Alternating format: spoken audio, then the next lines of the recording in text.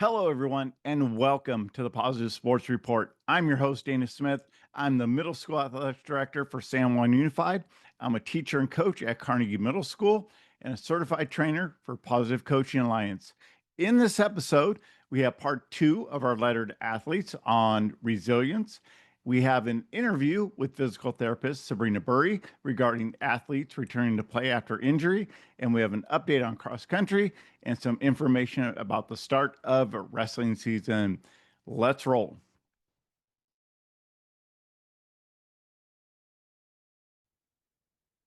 Okay, so going to part two of our letter to our athletes, and the focus of this, the goal of this is to help them build resilience through what they're doing in sport. So when they're in training, we want them to be willing to go out of their comfort zone. Moving out of their comfort zone is where the personal growth occurs. The space outside of that zone will prepare them mentally and physically to move closer to their goals. We want them to repeat themselves. I'm out of my comfort zone. This is where I'm becoming a better athlete and a better person right now. In competition, we want them to accept that distractions are going to occur and remain mindful of the task at hand in the moment so we can help them develop task cues to regain focus and perform in that moment at their best. They should always have a game plan, know it, use it, and trust that the work that they've done will lead to success through the game plan. That game plan is tied to the work they've already done, so we want to stick to what they're doing. Participating in sports is an emotional process. Accept that emotions will be part of practice and competition. So we want them when strong emotions arise to acknowledge them, evaluate how they impact their performance, and adapt to make the necessary adjustments to focus on the task at hand and the moment they are in.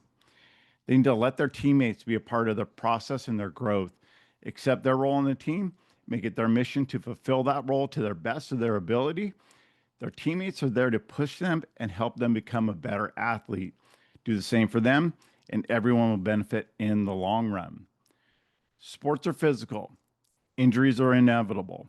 They need to review the recovery process as an opportunity to learn more about themselves and their sport. They should take notice of the success they have towards rehabilitation goals. Some I know a little bit about. That step by step process, acknowledge when they have success in those steps so they're seeing they're getting better and getting closer to return to play.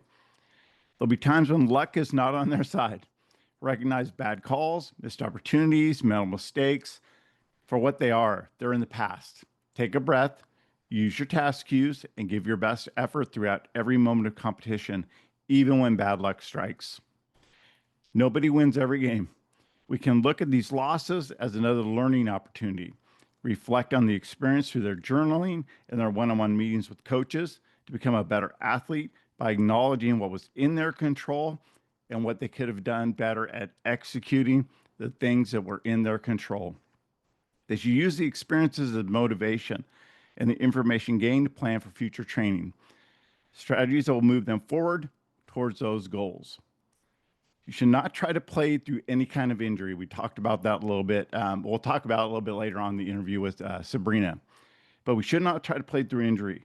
At times, however, moving out of your comfort zone will result in a degree of physical pain. We're not talking about injury pain. We're talking about soreness as you get into better shape and you work out a little bit more. Sports have an inherent characteristic that brings pain in the process. Accept that pain will be part of what you do and focus on your task. Tell yourself, I accept the pain and I'll play through it to reach my goals. You should also set goals that can realistically be achieved. Use them as tools for your personal growth, right? Those steps down the path. We make it a little bit further and a little bit further with those goals. They should push to achieve a level of performance that they do not currently see in themselves. Make that their destination and do everything possible to get there. So now that we've talked about how to build that virtue of resilience, in the next episode, we'll look at some things that we don't want our athletes to do as we're trying to become better athletes and better people.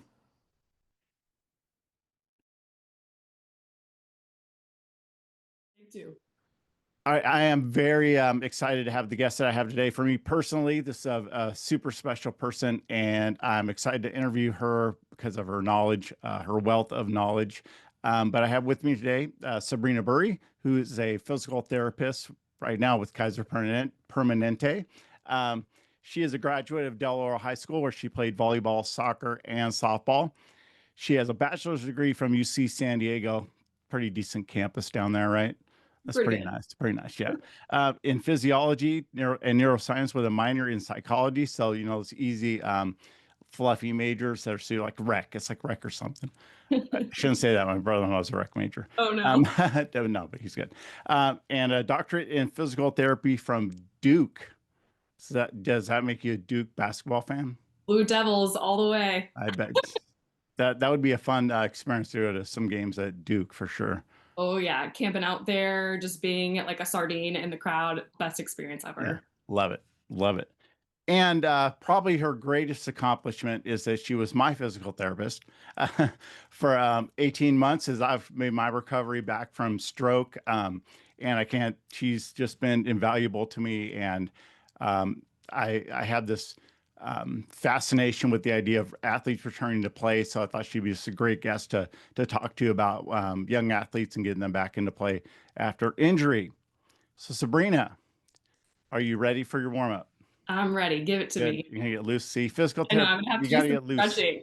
Yeah, yeah, I'm yeah. gonna do my dynamic stretching to start this off. Right. What is your all-time favorite vacation?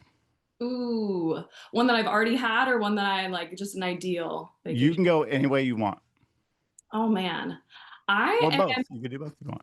Yeah, I mean, I think my most favorite vacation I took was actually I went to Peru and Brazil this past December, hiked to Machu Picchu, saw the Christ Redeemer statue, went to the Amazon rainforest. And it was just so adventurous and just so Wow. different than, what you would experience here in the US and things that you've seen growing up in the textbooks or you've heard about. And then for you to actually be in that position is just so mind blowing. So I think just in general, my ideal vacation is to be in a place that I have not experienced, getting to experience the culture, the food, the sights, just being totally transported from the environment that I'm in currently. And so any new place, new activity, new challenge, I'm always up for it.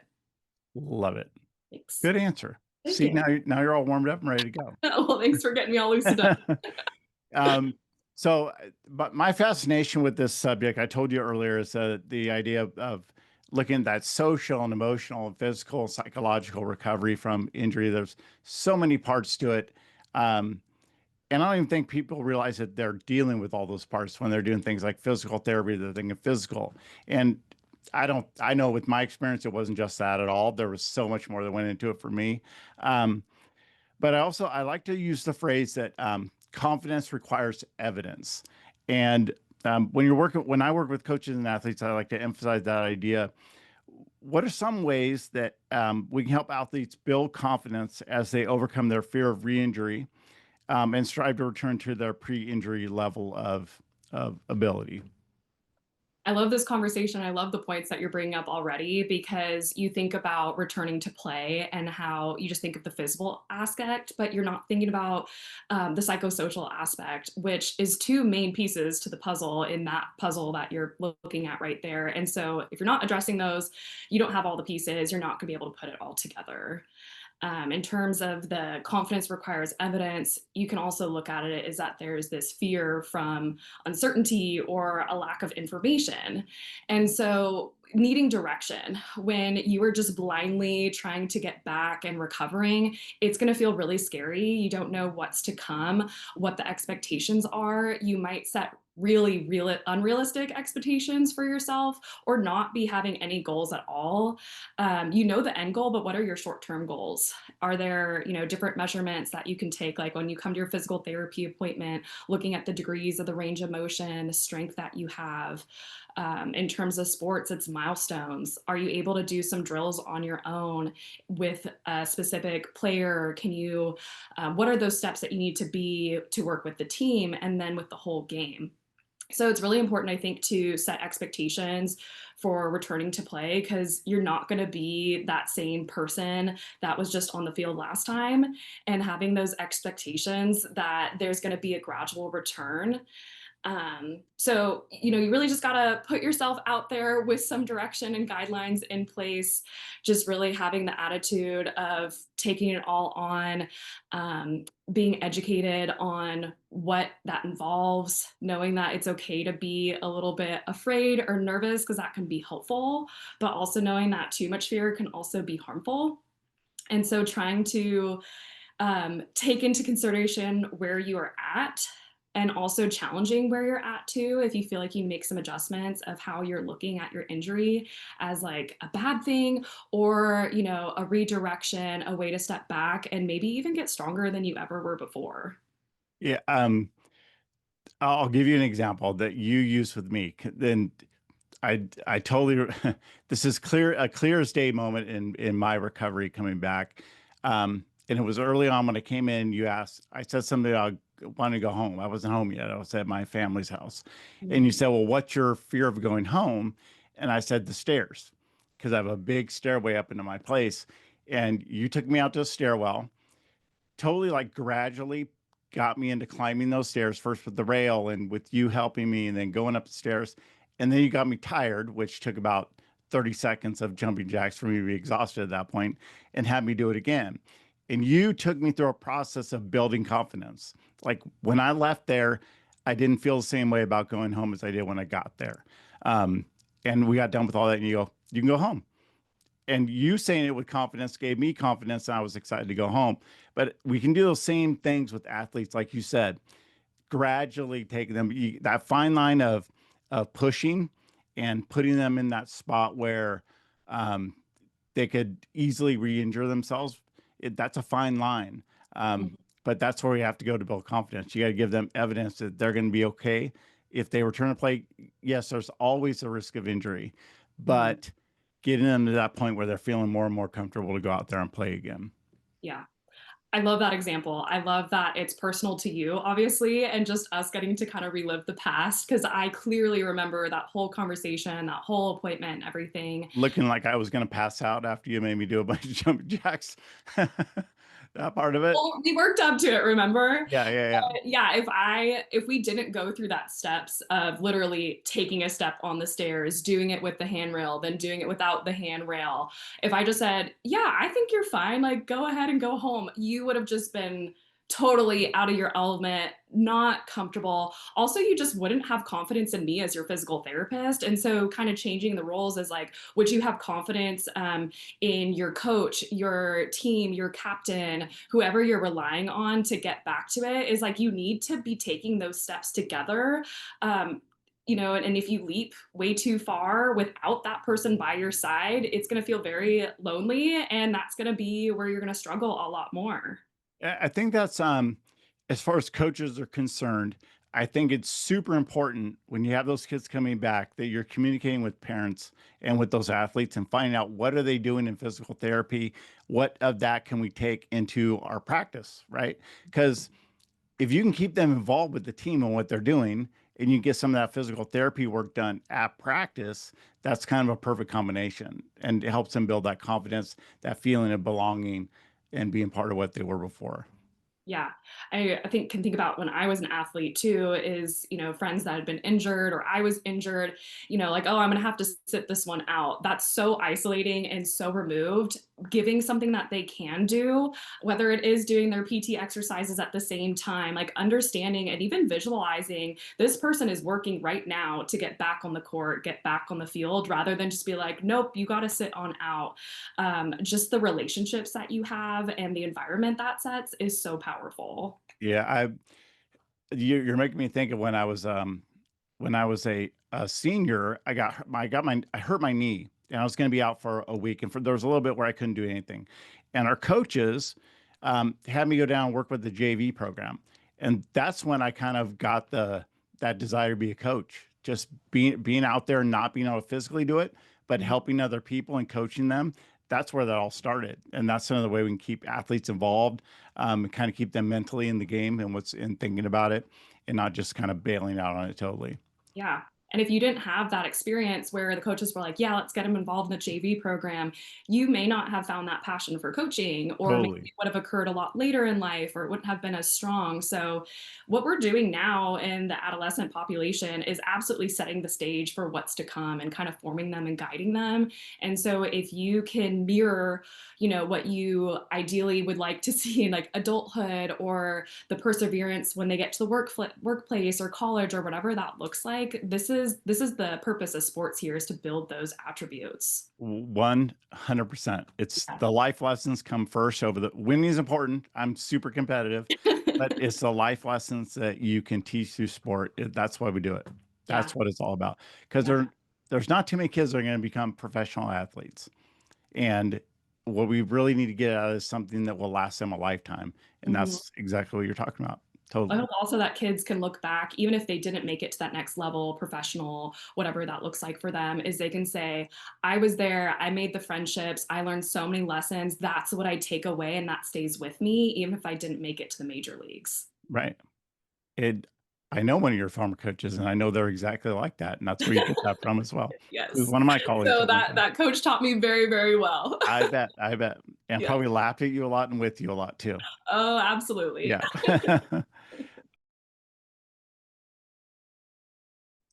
Okay, we are back from, our technical difficulties.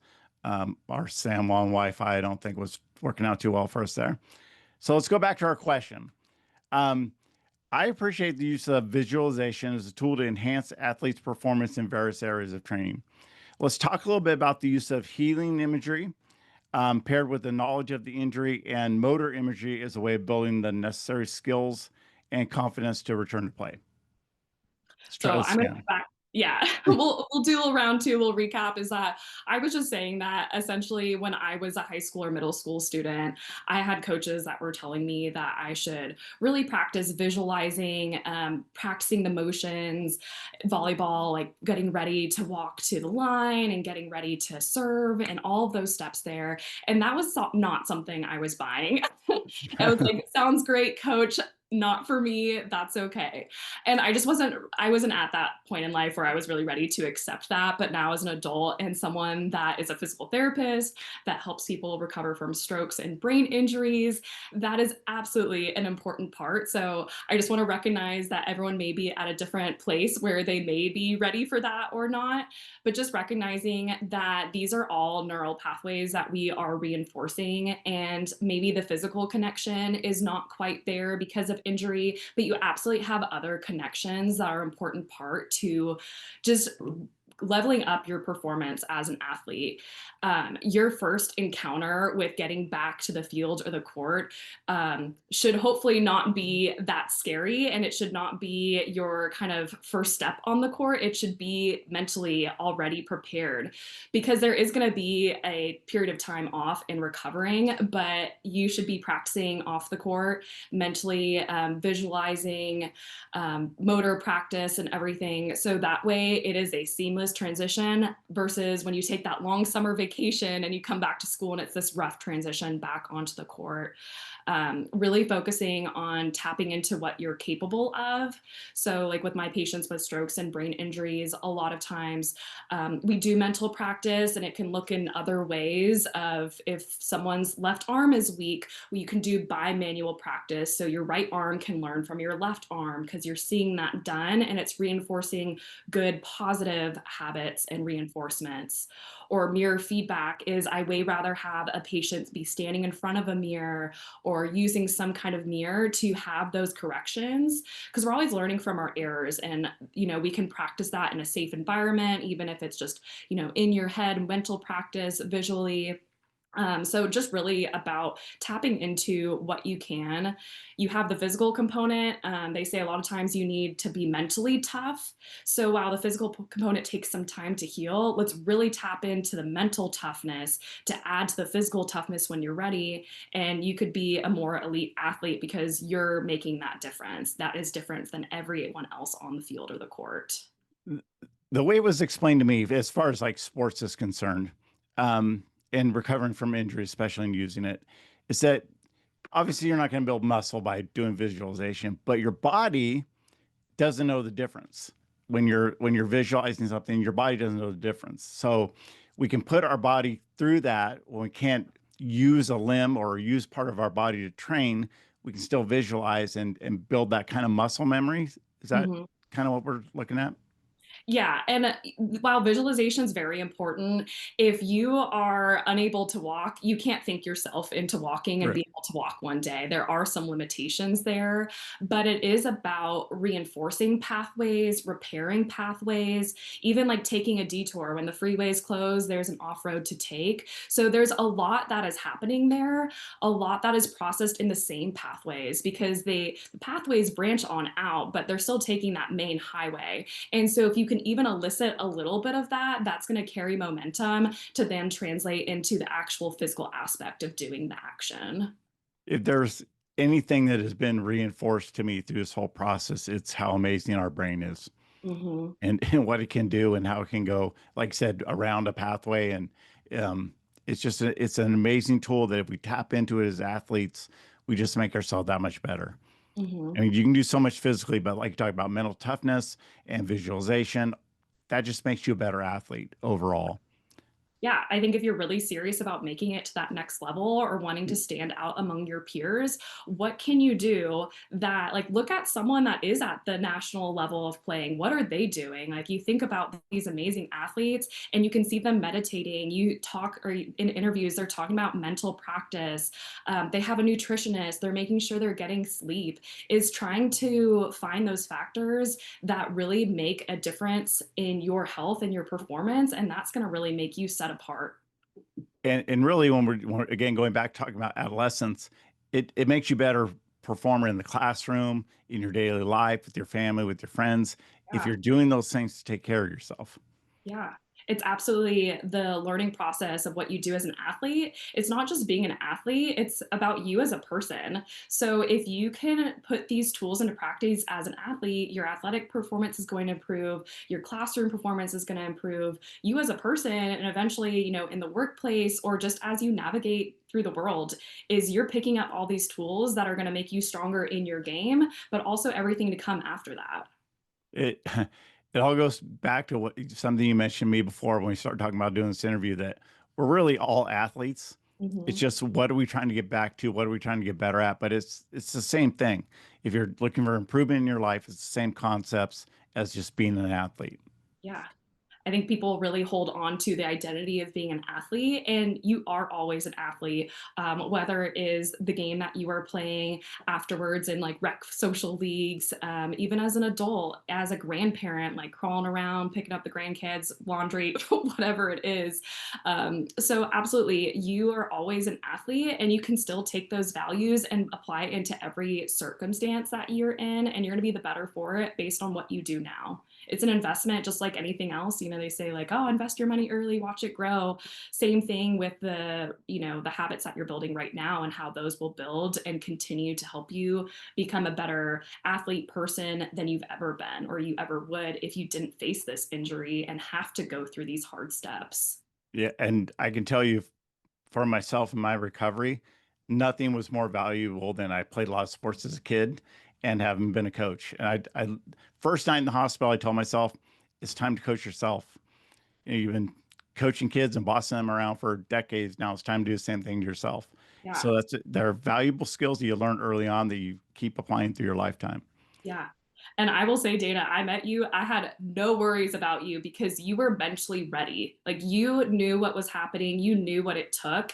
And I just kind of had to sit back and give you a few tips here and there. But compared to other patients that I see that they were not ready when they came to see me, there was so much more that need to be learned, or there were so many areas that we had to tap into that had never been tapped in before. So just get yourself always as strong as you can for the next thing you're going to face in life. And then when you're able to get through this, you're going to leave it stronger than you ever were. And I hope for everyone that you can continue on that momentum. So when you talk about being ready, that's totally comes from having played sports as a kid and being involved with sports through my whole lifetime, whether it's playing them or coaching them or working with other coaches. It's all life lessons that come back to benefit you later, as long as you can put them into the right hole, so to speak, the right peg in the right hole and make it fit. It'll benefit you later for sure. Yeah, absolutely. All right. As a physical therapist, what is the most important advice you can give parents, coaches, and athletes when it comes to recovering from injuries and return to play? So I'm a rambler, and I'm gonna just make it an overall theme question because Go for how it. do you pick just one? I mean, I truth. love rambling for sure. It's my favorite. But I feel like my go-to answer in terms like what is the most important advice is that not only are you a part of a team on the field or the court, but it is a team in terms of recovery too. And every single player is a very important player. And by that, I mean the coach, the parents, the individual athlete, the teammates, the friends that aren't even involved in the sport. Is that you're not going through this injury alone. As you know, it may seem that way because you're the one that's physically injured, but just know that you have a community around you that are going to be along with you. So, you know, the emotional support that may come from like parents, friends, coaches, and everything. Coaches knowing the game, knowing the player, knowing the injury, all the background information, your medical provider, whether it's your PT or somebody else, being able to support you in that, even if it's just a bit of like understanding and compassion. I think a really, really hard part about recovery is that it is not linear and you are going to have some ups and some downs and everyone thinks it's just going to keep going up, up, up. That is not the case. And so you are going to need people for your highs and your lows, making sure that this rehab process or this return to sport process is personalized to your individual needs, because what works for one person is not necessarily going to be for you. And so while everyone's advice is very helpful, you do have to see what is going to be applicable to you and what do you think is going to work best for you. Absolutely. I, I'll give you a couple of examples just from my experience of going through this process. One, you got to open yourself up to some things maybe you wouldn't have done before or are not your favorite things in the world. Mhm. And I think it was our first meeting we had, maybe our second, when you asked me about running. And my answer was, I hate running. And then I don't even know what, 6 months later, um, we are doing a 5K. And and it goes to what you're talking about, like opening up yourself to letting people help you. Sometimes that's one of the hardest things for people to do is accept help. And that was a group of 40 people who I taught with, coached with, went to school with. You were out there with us. Just let that help you out. Let that build you up and help build your strength as you're going through those ups and downs because it is up and down for sure. Some days are, wow, I can't believe I did that. And some days are like, oh my God, I'm back to where I started, or Mhm. not where you started, but you've taken a step back and take advantage of all those people that will support you as you go through that process. They're your friends, they're your family, they're people who love what they do, and that's why they're doing it. So take their help and accept it and take advantage of it as you go through the process for sure. Because your experience would have been really different if you didn't have those 40 people around you versus if you were just doing it on your own, and not even just on race day, but everything leading up to it. Yes, Totally. like race day or the game is like where you really show your stuff, but what you've been doing and all the practices and everything leading up is what allows you to show off and really perform your best. So while games are important because there's a score and a winner and a loser at the end, that is not where the work happens. And even with physical therapy is what we do in our sessions are helpful, but it's everything you do outside of it that is really where the work happens. And then you can come into your next appointment and then be like, yeah, I'm ready to run. Let's go. Totally. And I Yeah. want to say I remember all of this. Don't worry, I'm keeping notes and keeping. I asked you if you were interested in running, and the next appointment you were like, "So I just found this Couch to 5K program." Yeah, yeah, and I wrote down I you was don't like asking you running. for permission to do a 5K. Yes. Yeah, that was an extreme leap in what I was willing to do. But it Good. goes to the fact of no matter what you do, like when you're talking about training, whether it's physical therapy or just being on a team and practicing, you got to be willing to stretch yourself and push the limits because that's where you get better. It's Yeah. not doing things that are easy to you or fun for you. It's about doing things that are hard and Yeah. are a challenge and push your boundaries for sure. Yeah, I always say you are as strong as your weakest link. So whatever your weakness is where you need to put the most time and energy into, and that's going to be where you elevate your game because that's going to be holding you back. Use it as motivation to really like fire and fuel you, and then you're going to see the results. Just keep moving, keep going on. I would just say is that sometimes these things just take time. You could be doing everything perfect, have the best program, the best team, and everything, and sometimes you're going to have bad days, just like professional athletes with all of the resources. So, like I said, progress is not linear. Even if you're doing everything right, you are going to have some setbacks, or it's not going to progress all the time in the way that you expected it to be. So, be adaptable, be ready for change, be ready to put in the hard work. And if you're not ready, if you're not at that point, like you, when I asked you if you liked running, you were not going to be running, and I No. wasn't going to push that. But the seed was there, the awareness was there, it sat there, and then when you were ready, you were like, "Yeah, let's do this thing." And that was probably more powerful than being like, "Okay, we're going to get you running," because if we force it, it's not going to be good. You're not going to be mentally ready. You're not going to be physically ready, and that was your choice. And then you took it and literally ran with it, and Right. one of the best days ever. Right. It truly is that idea of you got to get out of your comfort zone. And my comfort zone was not running. And I'm not good at it, and that's fine. At that moment in time, it's like that's what I had to do. It was in my own mind, like, so what's next? You the walking part has come back. You're getting better at that. So what's next? Start running. Yeah. I wasn't getting on a bike yet, that's for sure. So Mhm. that running part was like what came next. Yeah. Sabrina, I cannot thank you enough. See, I'll get all emotional with you. Um, Oh, I cannot thank you enough for everything you did for me. You are fantastic, an amazing person, an amazing physical therapist, and I cannot thank you enough. And then here you are again, going above and beyond and joining me to do an interview for the podcast. And I truly appreciate it, and I truly appreciate you. So thank you so much. that was beautiful. Thank you. I absolutely appreciate being here, being present in your recovery, being present in your life. And I'm so grateful that we had this time. I feel like I could just go off forever. And I feel like we always have to cut our appointments. We're like, Yeah. okay, we really got to get out of here. But again, thank you so much for doing this for everybody. You know, again, you're just showing such selfishness in you providing this resource to so many athletes and just hoping that it gets passed forward. So thank you again. See, we have such a great mutual admiration society. It's really good. Yeah. Yeah. No, it's I just to make the point again, it goes to teamwork. You and I have been a team as we've gone through this and taken on our roles and not been afraid to express ourselves and push each other. It's been kind of a back and forth to push each other, and it's been super good for me. I would not getting back last year to coaching, getting back in the classroom. Those are two goals I set with you early, and they came to be because of hard work, but because you um, made that possible. 100%. So thank you again. And thanks for joining us on the podcast.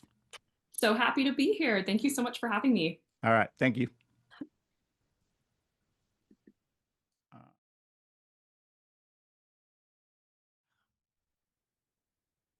Big thank you to Sabrina Burri for joining us on this episode in our discussion of injury for athletes and their return to play. Personally, a huge thank you to Sabrina for everything that she has done for me to help me get back to school and get back to coaching and along the path of my recovery. Can't thank her enough. She's been absolutely fabulous. So, Sabrina, thank you. I really appreciate you.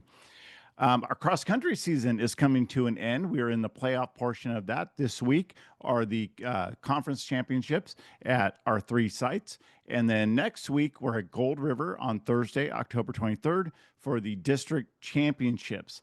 After we go through that, I will post the team and the individual medal winners on our Instagram account. So follow us on Instagram at the Positive Sports Report, and you'll be able to check that out as those results come in next week. Our shout out goes to those cross country coaches. They are unbelievable. They are just really amazing coaches. This was a new program that replaced track and field when we came back from COVID, and then we kept it on as a permanent sport in the fall. And those coaches are the ones that have built that program and turned it into something that's just super positive for our kids, for our campus, and for our community. So big shout out to our cross country coaches. You do an incredible job, and we as members of the San Juan community cannot thank you enough for everything that you've done. So thank you, cross country coaches. Wrestling practice can begin on November 3rd at sites. So we're ready to roll on another wrestling season. Check with your site to see who's coaching and the paperwork that you need to turn in and when they're going to start practice. And we will get back on the mat as those teams pursue that district championship as we turn the corner into next year. Please subscribe to the podcast on your favorite podcast provider and on YouTube, and follow us on Instagram at the Positive Sports Report. Until next time, let's keep our sports positive.